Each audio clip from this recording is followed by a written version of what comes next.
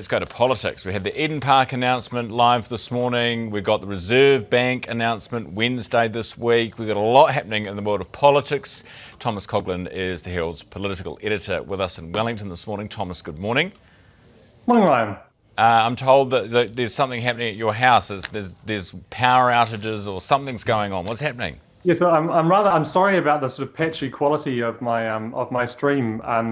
I live in Wellington, as a lot of political journalists do, and the wind took out my power poles, my connections last night. So I'm currently trapped in my house because the power poles and the internet lines that connect my house to the street are on the ground, and I'm riding around, and I'm told that it's not very safe to step over them to get out. So I'm trapped. But it's nice to spend this morning with you, Ryan. Like, I'm not, never really trapped thanks to the internet. So there you go.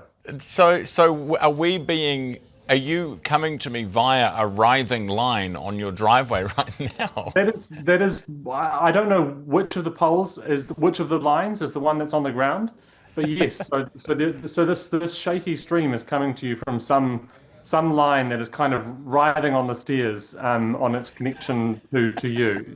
So is that a miracle of technology? It's impressive that it still works. It's terrifying, but it's good. It's very impressive is what it is. Thomas, can you tell us what last night, because I'm from Wellington, and people say, when Aucklanders say it's windy in Wellington, you go, yeah, is it really? What was last night actually like? Last night I didn't sleep a wink last night. It was I live close to the south coast. Nothing good happens on the south coast at the moment.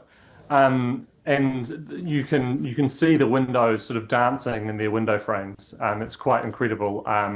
You look out your window and the glass is it's like a sea. The glass is sort of moving, jumping around in the frames, and the noise is quite incredible.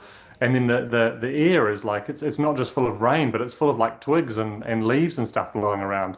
It was not the windiest I've ever had it, but it's certainly up there. And there's a lot of damage this morning. Yeah, and hopefully just twigs, not shit as well. That was the big worry. Well, I mean, that's the other thing is that the worst stuff isn't the stuff that's in the air; it's in the sea. Exactly. Thomas, you can see that this is the best weather interview we've had today, by the way. And hopefully everybody is keeping safe at home or wherever they can be. But what is the situation with the airport? I understand you can see it, or can normally see it from your house. Yeah, so I can normally see it. It's currently covered in water and rain. The airport, I believe, is closed at the moment, which is bringing it back to politics. There will be questions about how the Prime Minister is going to make it down to Cabinet today.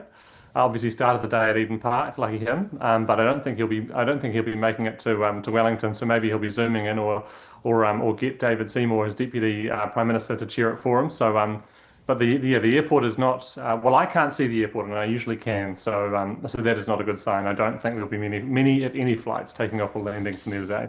No, there won't be. We had Erica Stanford on earlier, and she was in here because couldn't get the flight down, and she said zooming into Cabinet today is the way to go. So what about the announcement at Eden Park, the one you mentioned?